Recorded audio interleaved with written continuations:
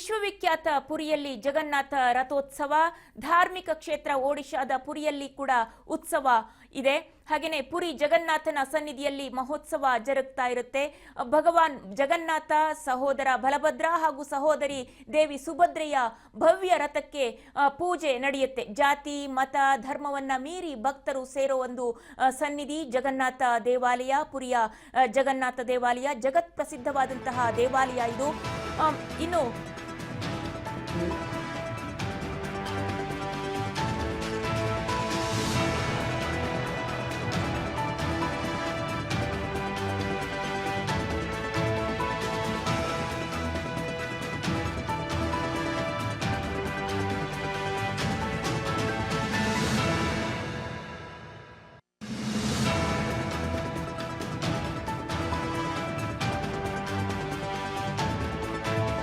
ಭಕ್ತರು ಸೇರುವಂತ ತಾಣ ಅದು ಪುರಿ ಜಗನ್ನಾಥ ರಥೋತ್ಸವ.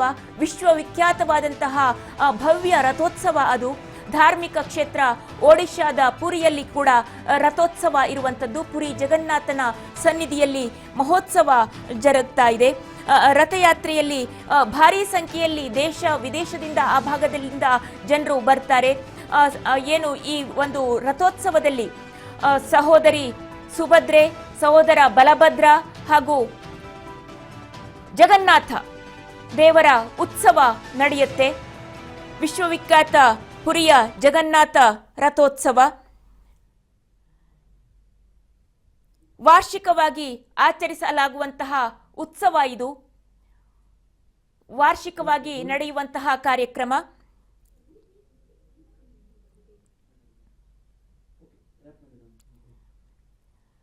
ಪುರಿಯಲ್ಲಿ ನಡೆಯುವಂತಹ ಒಂದು ಉತ್ಸವ ಇದು. ಇದು ಜಗನ್ನಾಥ, ಬಲಭದ್ರ ಮತ್ತು ಸುಭದ್ರಾದೇವಿಯ ರಥೋತ್ಸವ ಇರುತ್ತೆ. ಭಾರೀ ದೊಡ್ಡ ಉತ್ಸವ, ಭಾರೀ ಸಂಖ್ಯೆಯಲ್ಲಿ ಜನಸಾಗರವೇ ಅಲ್ಲಿ ಸೇರುತ್ತೆ. ಈ ಸಂದರ್ಭದಲ್ಲಿ, ಹಬ್ಬದ ಸಂದರ್ಭದಲ್ಲಿ ಮೂರು ದೇವತೆಗಳನ್ನ ಕೂಡ ಭಕ್ತಿ ಭಾವದಿಂದ ಪೂಜಿಸ್ತಾರೆ. ಈ ಒಂದು ರಥವನ್ನ ಗುಡಿಂಚಾ ದೇವಸ್ಥಾನಕ್ಕೆ ಹಲವಾರು ಭಕ್ತರು ಎಳೆದುಕೊಂಡು ಹೋಗ್ತಾರೆ. ಮೂರು ದೇವತೆಗಳನ್ನು ಕೂಡ ಬೃಹತ್ ಮರದ ರಥದಲ್ಲಿ ಎಳೆದುಕೊಂಡು, ಮೂರು ಪ್ರತ್ಯೇಕವಾದಂತಹ ಮರದ ರಥ ಇರುತ್ತೆ.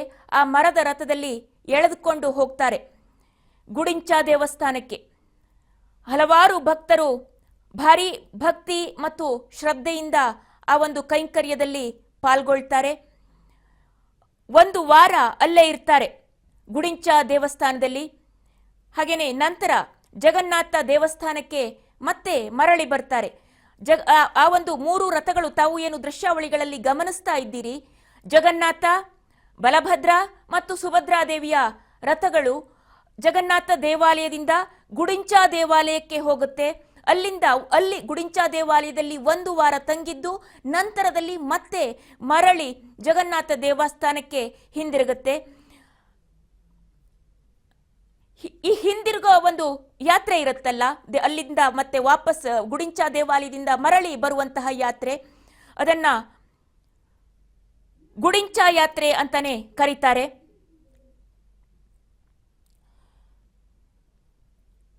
ಹಾಗೇನೆ ಅಲ್ಲಿ ಒಂದು ದೇವಸ್ಥಾನ ಇದೆ. ಹಿಂದಿರುಗುವಾಗ ಗುಡಿಂಚಾದಿಂದ ಮರಳಿ ಜಗನ್ನಾಥ ದೇವಸ್ಥಾನಕ್ಕೆ ಬರುವ ಸಂದರ್ಭದಲ್ಲಿ ಒಂದು ದೇವಸ್ಥಾನ ಇದೆ. ಮೌಸಿಮಾ ದೇವಸ್ಥಾನ ಅಂತಾನೆ ಹೇಳ್ತಾರೆ ಅದಕ್ಕೆ. ಅಲ್ಲಿ ಸ್ವಲ್ಪ ಸಮಯ ಇರ್ತಾರೆ. ನಂತರ ಪೋಡಾಪೀಠವನ್ನ ಅರ್ಪಿಸ್ತಾರೆ. ಇದು ದೇವರಿಗೆ ಬಹು ಪ್ರಿಯವಾದಂತಹ ಭಾಗ ಅಂತ ಕೂಡ ಹೇಳಲಾಗುತ್ತೆ. ವಿಶೇಷ ರೀತಿಯಲ್ಲಿ ನೈವೇದ್ಯಗಳನ್ನ ತಯಾರಿಸಿ ದೇವರಿಗೆ ಅರ್ಪಿಸಲಾಗುತ್ತೆ. ಆ ಸಂದರ್ಭದಲ್ಲಿ 7 ದಿನ ಗುಡಿಂಚಾ ದೇವಾಲಯದಲ್ಲಿ ತಂಗಿದ್ದು ನಂತರ ಮರಳಿ ಜಗನ್ನಾಥ ದೇವಾಲಯಕ್ಕೆ ಈ ಒಂದು ರಥಯಾತ್ರೆ ಬರುತ್ತೆ, ವಾಪಸ್ಸಾಗುತ್ತೆ. ಒಟ್ಟಿನಲ್ಲಿ ಈ ಒಂದು ರಥಯಾತ್ರೆ ಬಹಳ ಪ್ರಾಮುಖ್ಯತೆಯನ್ನ ಪಡೆದಿದೆ. ಬಹಳ ಶ್ರದ್ಧಾಭಕ್ತಿಯಿಂದ ಜನರು ಮಾಡ್ತಾರೆ. ವಿಶ್ವದೆಲ್ಲೆಡೆಯಿಂದ ಅಲ್ಲಿ ಜನ ಬಂದು ಸೇರ್ತಾರೆ. ಜುಲೈ 8ಕ್ಕೆ ದೇವತೆಗಳು ಈ ಒಂದು ಜಗನ್ನಾಥ ದೇವಾಲಯಕ್ಕೆ ಮರಳಿ ಬರ್ತಾರೆ. ಇವತ್ತು ಹೊರಟಿರುವಂಥದ್ದು ಜಗನ್ನಾಥ ದೇವಾಲಯದಿಂದ ಗುಡಿಂಚಾ ದೇವಾಲಯಕ್ಕೆ ಯಾತ್ರೆ ಹೊರಟಿರುವಂಥದ್ದು. ಈಗಾಗಲೇ ಹೇಳಿದ ಹಾಗೆ 8ನೇ ತಾರೀಕು ಮರಳಿ ಅಲ್ಲಿ 1 ವಾರಗಳ ಕಾಲ ತಂಗಿದ್ದು ನಂತರದಲ್ಲಿ ಮರಳಿ ಮೂಲ ದೇವಾಲಯಕ್ಕೆ ಅಂದ್ರೆ ಜಗನ್ನಾಥ ದೇವಾಲಯಕ್ಕೆ ಈ ಯಾತ್ರೆ ಬರುತ್ತೆ. ಮುಖ್ಯ ದೇವಾಲಯಕ್ಕೆ ರಥಯಾತ್ರೆ ಹಿಂದಿರುಗುತ್ತೆ. ಅಲ್ಲಿಗೆ ಆ ಒಂದು ರಥಯಾತ್ರೆಯ ಭವ್ಯ ಮೆರವಣಿಗೆ ಅಲ್ಲಿಗೆ ಪರಿಸಮಾಪ್ತಿ ಆಗುತ್ತೆ. ವಾರ್ಷಿಕವಾಗಿ ನಡೆಯುವಂತಹ ಆಚರಣೆ, ಹಬ್ಬ, ಬಹುದೊಡ್ಡ ಉತ್ಸವ, ಸಾಗರೋಪಾದಿಯಲ್ಲಿ ಜನರು ಸೇರ್ತಾರೆ. ಸುಮಾರು 10,000 ಭದ್ರತಾ ಸಿಬ್ಬಂದಿ, ಈ ಒಂದು ಇಷ್ಟೊಂದು ಜನಸಾಗರವನ್ನ ನಿಯಂತ್ರಿಸೋದು ಒಂದು ಕಡಿಮೆ ಮಾತಲ್ಲ. 10,000 ಸಿಬ್ಬಂದಿ ಇಲ್ಲಿ ಸೇರಿದ್ದಾರೆ ಸಿಬ್ಬಂದಿಯನ್ನ ನಿಯೋಜನೆ ಮಾಡಲಾಗಿದೆ ಈ ಉತ್ಸವಕ್ಕಾಗಿ. ಜಾತಿ ಮತ ಧರ್ಮವನ್ನ ಮೀರಿ ಭಕ್ತರು ಸೇರುವಂತಹ ಒಂದು ರಥಯಾತ್ರೆ. ಹಾಗೇನೆ ಕಣ್ಗಾವಲಿಗಾಗಿ ಪಟ್ಟಣದ ವಿವಿಧ ಸ್ಥಳಗಳಲ್ಲಿ 250ಕ್ಕೂ ಹೆಚ್ಚು ಕೃತಕ ಬುದ್ಧಿಮತ್ತೆ ಕ್ಯಾಮೆರಾಗಳನ್ನ ಕೂಡ ಅಳವಡಿಸಲಾಗಿದೆ. ಇಷ್ಟೊಂದು ಜನ ಸೇರುವಂತಹ ಸಂದರ್ಭದಲ್ಲಿ ಕಣ್ಗಾವಲು ಕೂಡ ಅವಶ್ಯಕ ಇರುತ್ತೆ, ಭದ್ರತೆ ಬಹು ಮುಖ್ಯವಾಗಿರುತ್ತೆ. ಅದೆಲ್ಲದಕ್ಕೂ ಕೂಡ ಒಡಿಶಾ ಸರ್ಕಾರ ವ್ಯವಸ್ಥೆಯನ್ನ ಮಾಡಿಕೊಂಡಿದೆ. ಒಡಿಶಾ ಪೊಲೀಸರ ಜೊತೆಗೆ ಕೇಂದ್ರ ಸಶಸ್ತ್ರ ಪೊಲೀಸ್ ಪಡೆ ಕೂಡ 8 ತುಕಡಿಗಳನ್ನ ನಿಯೋಜನೆ ಮಾಡಿದೆ. ಹೀಗೆ ಭದ್ರತೆ ಕೂಡ ಸಾಕಷ್ಟು ಪ್ರಮಾಣದಲ್ಲಿ ನಿಯೋಜನೆ ಮಾಡಿಕೊಳ್ಳಲಾಗಿದೆ. ಕೇಂದ್ರ ಸರ್ಕಾರ ಹಾಗೂ ಒಡಿಶಾ ರಾಜ್ಯ ಸರ್ಕಾರ ಜಂಟಿಯಾಗಿ ಭದ್ರತೆಯನ್ನ ನಿಯೋಜನೆ ಮಾಡಿದೆ. ಹಾಗೇನೆ ಪೊಲೀಸ್ ವ್ಯವಸ್ಥೆ ಕೂಡ ಇದೆ. 10,000 ಪೊಲೀಸರನ್ನ ನಿಯೋಜನೆ ಮಾಡಲಾಗಿದೆ. ಸಿಸಿಟಿವಿ ಕ್ಯಾಮೆರಾಗಳನ್ನ ಅಳವಡಿಕೆ ಮಾಡಿಕೊಳ್ಳಲಾಗಿದೆ. ಭದ್ರತೆಗೆ ಸಕಲ ತಯಾರಿಯನ್ನು ಕೂಡ ಮಾಡಿಕೊಳ್ಳಲಾಗಿದೆ. ನೀವು ಈಗಾಗಲೇ ಉತ್ತರ ಪ್ರದೇಶದಲ್ಲಿ ಕೂಡ ಗಮನಿಸಿದ್ದೀರಿ. ಸುಮಾರು 60 ಕೋಟಿ ಜನ, 1-2 ಜನ ಅಲ್ಲ, ಕಾಲ್ತುಳಿತಕ್ಕೆ ಇಲ್ಲಿ ಬೆಂಗಳೂರಿನಲ್ಲಿ ನಾವು ಇಷ್ಟು ಚಿಕ್ಕ ಸಂಖ್ಯೆಯಲ್ಲಿ ಜನ ಬಂದ್ರೆ ಹೈರಾಣಾಗಿ ಹೋಗ್ತಾರೆ.